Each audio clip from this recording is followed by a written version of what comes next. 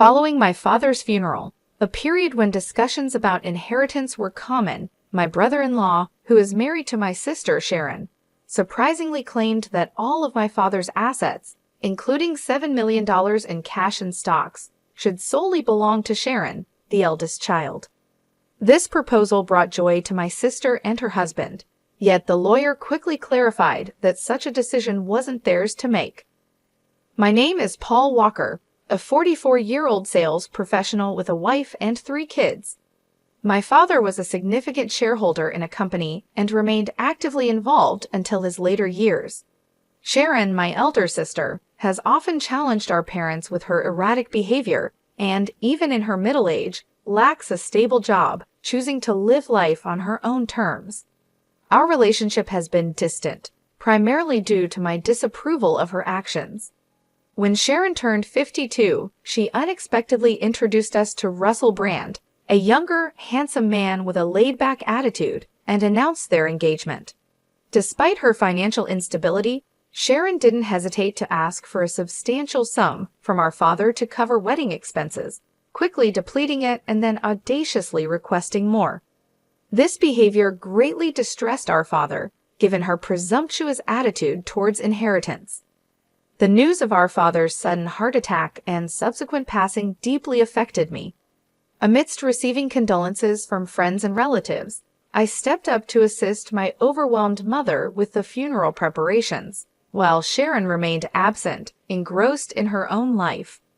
The day following the funeral, as my mother and I were beginning to find solace, a lawyer arrived to discuss my father's will.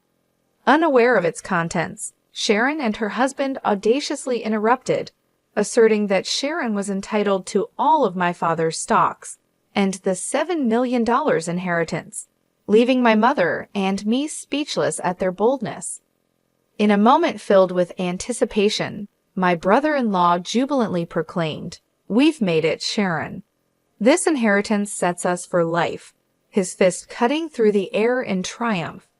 The lawyer, taken aback by such presumption, intervened with a caution, capturing my sister's fierce gaze. He looked at them both squarely and revealed, "Sharon, you have no claim to the inheritance."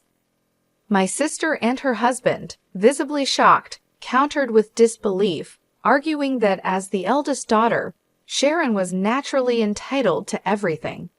It was evident my brother-in-law had placed all his bets on this inheritance, convinced it would all go to my sister. Their confusion only deepened when the lawyer, with a gentler tone, dropped a bombshell. "Were you unaware that Sharon is not Mr. Paul's biological child?" Instantly, the color drained from my sister's face as she turned to our mother, her eyes wide with panic.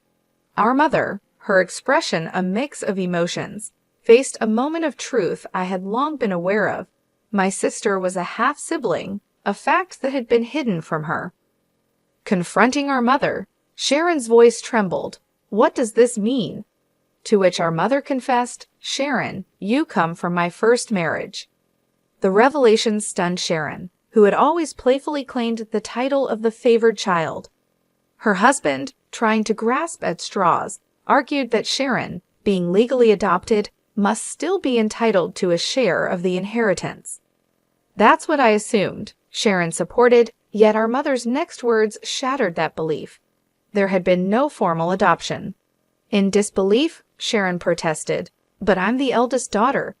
Dad even acknowledged it. Her frustration now turned towards me accusingly.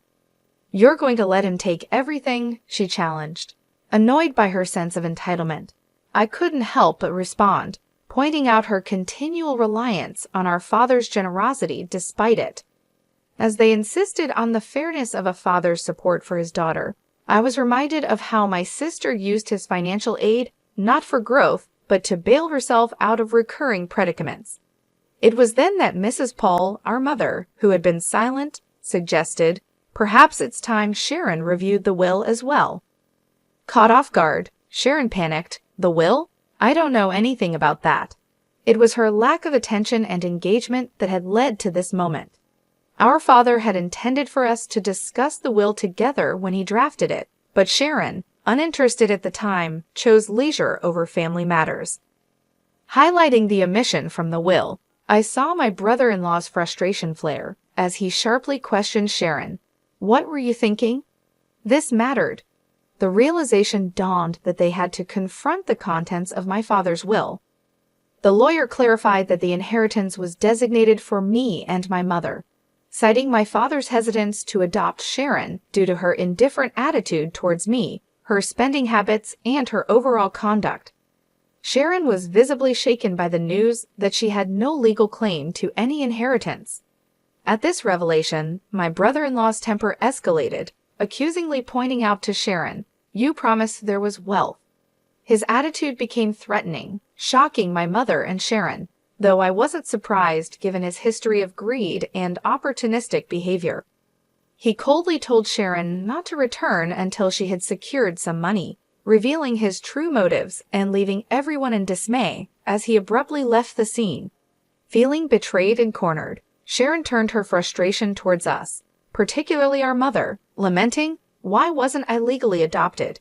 It's unfair that the inheritance bypasses me."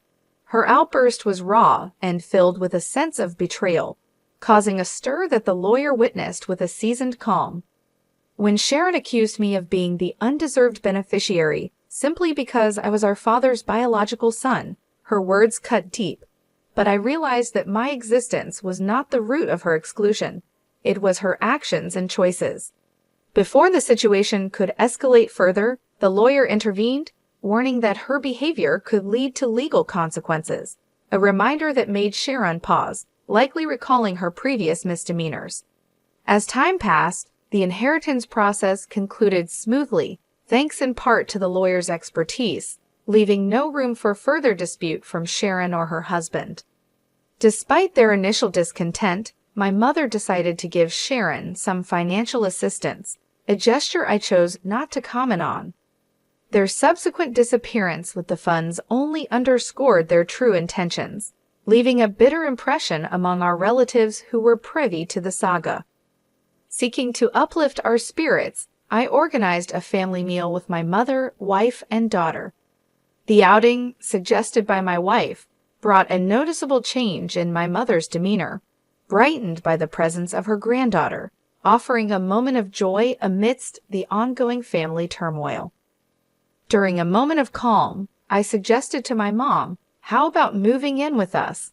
But I was quick to add, knowing the unpredictability tied to my sister, Sharon, she might drop by, seeking help, especially financial. We should be cautious not to enable her too much. My mom's hesitation was palpable. Sharon, despite everything, was her daughter, and the prospect of potentially inviting conflict held her back. I left the offer open for her to ponder as we approached our ancestral home, only to be greeted by an unexpected sight. Lights on in what should have been an empty house. Suspecting Sharon might have returned, I proposed, "Let's have a quick coffee inside," as we got out of the car. Suddenly, a car charged towards us, missing us by a whisker, but in protecting my wife and responding to my daughter's alarmed cry, I ended up in a flower bed, slightly injured by the fleeting touch of the car, which eventually crashed into the garage entrance. My wife and daughter rushed to my aid, while my mother, frozen with shock, watched from the doorway. The incident led to my hospitalization overnight, and I later found out that Russell Brand, my brother-in-law, was behind the wheel, claiming a mix-up between the accelerator and the brake, a story I found hard to swallow. When my mother and sister visited me in the hospital, Sharon's response to my condition was chilling, hinting at her disappointment in my resilience, almost as if she had hoped for a more beneficial outcome for herself. I couldn't resist commenting on her apparent wish for my demise to claim the inheritance, noting her unease as she diverted her gaze. I then revealed that our mother intended to relinquish her inheritance in my favor, making any drastic actions from their side futile. My sister's shock was evident. The concept of foregoing a rightful inheritance seemed alien to her. I further explained that, in preparation and following our father's prudent approach, I had already drafted a will, ensuring my family's future thus redirecting the inheritance away from our mother directly to them. My sister's plea for a share from the speculated $7 million, under the guise of familial generosity, only highlighted her desperation and misunderstanding of our family's values and intentions.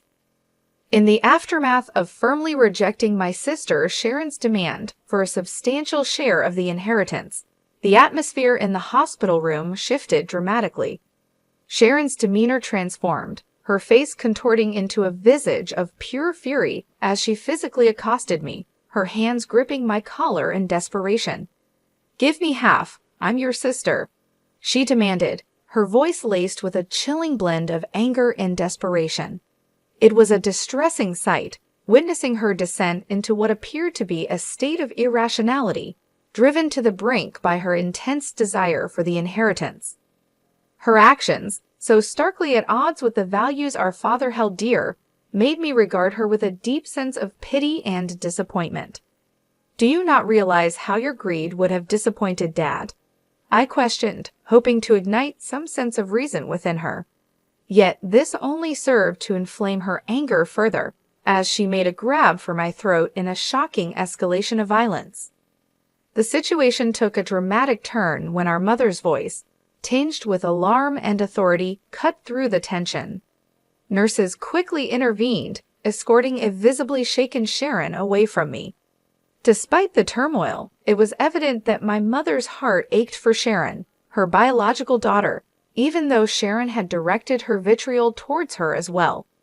"Where did I go wrong in raising her?" my mother lamented, a question heavy with sorrow and regret that echoed in the sterile hospital corridor. The emotional and physical toll of the incident was soon overshadowed by my mother's deteriorating health. As her condition worsened, my wife and I found ourselves more involved in her day-to-day care, a development that seemed to provoke Sharon's resentment. Her feelings of exclusion were palpable, especially as she confronted the reality of our increased presence in our mother's life. This tension reached a boiling point when Sharon, in an abrupt phone call, insisted that she and Russell would take over caring for our mother, effectively sidelining my wife and me. Her declaration was unexpected and filled with a certainty that brooked no argument. Despite my attempts to reason with her, to discuss what was best for our mother, Sharon remained unmoved, ending the call with a finality that left us stunned. Confirming this sudden shift with my wife, who had received a similar message, we were both left concerned for our mother's well-being, especially considering Sharon and Russell's lack of experience in caregiving and household management. Surprisingly, Russell claimed to have some caregiving experience, a small comfort given our mother's still manageable level of independence. Yet this reassurance was short-lived. Within a month, a grave medication error sent our mother to the hospital, her condition alarmingly frail. It was a mistake that was unlike her, known for her meticulousness, especially with her medication. As my wife remained by my mother's bedside, offering the support and love she needed, I ventured back to the family home. What greeted me was a scene of neglect, a bare refrigerator, a poignant reminder of my mother's once vibrant love for cooking, and the absence of the household help that had been a staple in our family's life. The disarray spoke volumes of the care or lack thereof that Sharon and Russell had promised, casting a long shadow over their capability to manage the responsibilities they had so confidently claimed they could handle. Discovering that a considerable sum of money had been withdrawn from my mother's bank account filled me with regret for ever placing trust in my sister. Despite the safety measures, with her bank card and PIN securely locked away, the funds meant for everyday expenses had nearly vanished, while thankfully, the inheritance remained safe in a separate deposit box. This breach of trust prompted me to collect necessary items for my mother's hospital stay, including her bank card, to address the financial anomaly. Upon discussing the situation with my mother, it became apparent she was oblivious to the mishandling of her bank card.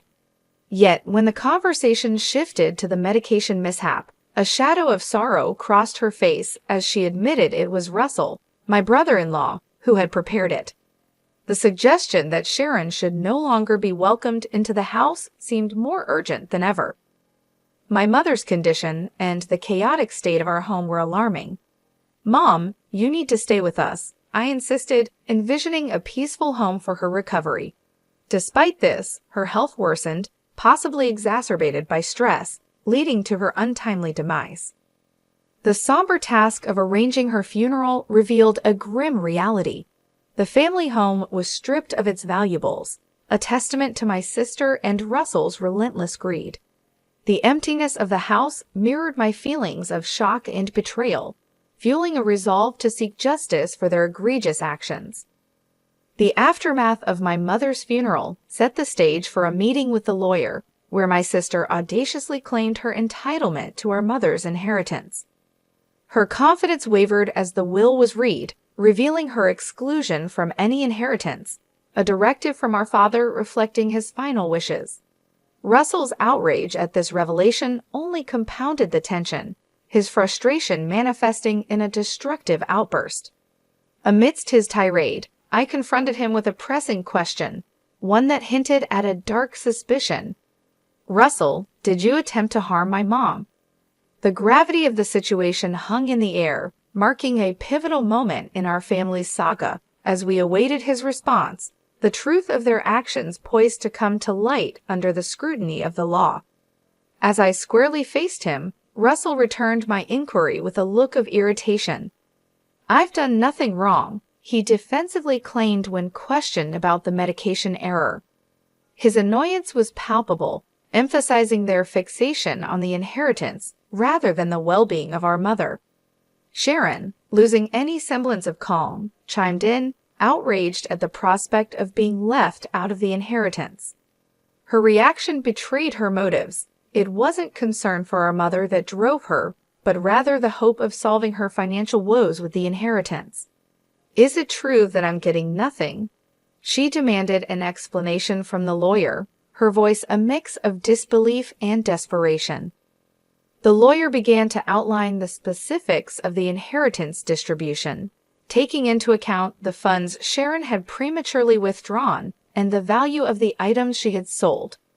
The end result left little to nothing for her, a revelation that left her visibly frustrated. I couldn't help but interject, highlighting that this outcome was the result of careful legal consultation.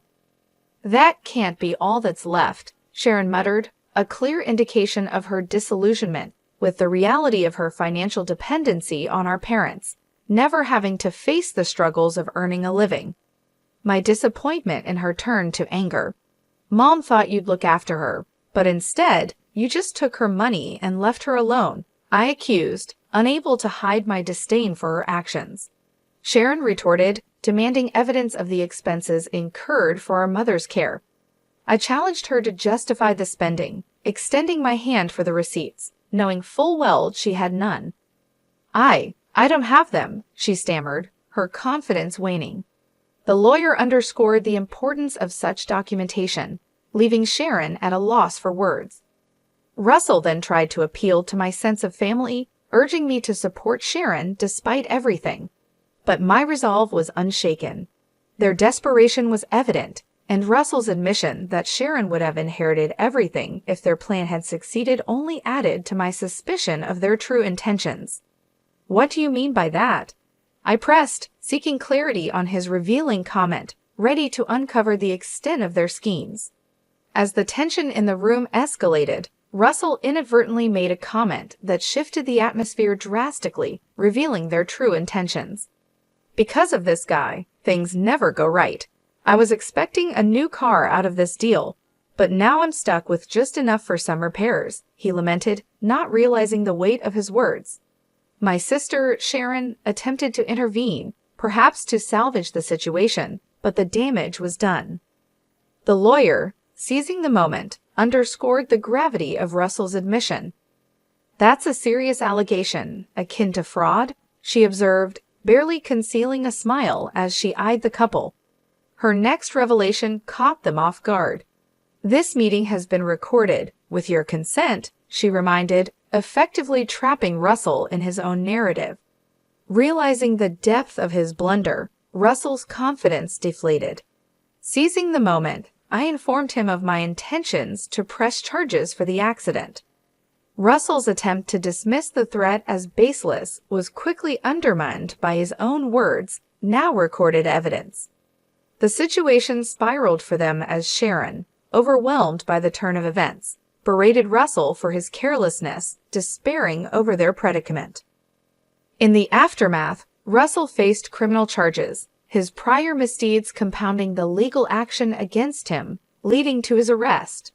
Sharon, implicated for her role, received a milder sentence due to her lesser involvement. Facing financial ruin, she reached out to relatives for support, only to be met with rejection, a consequence of her actions and their fallout.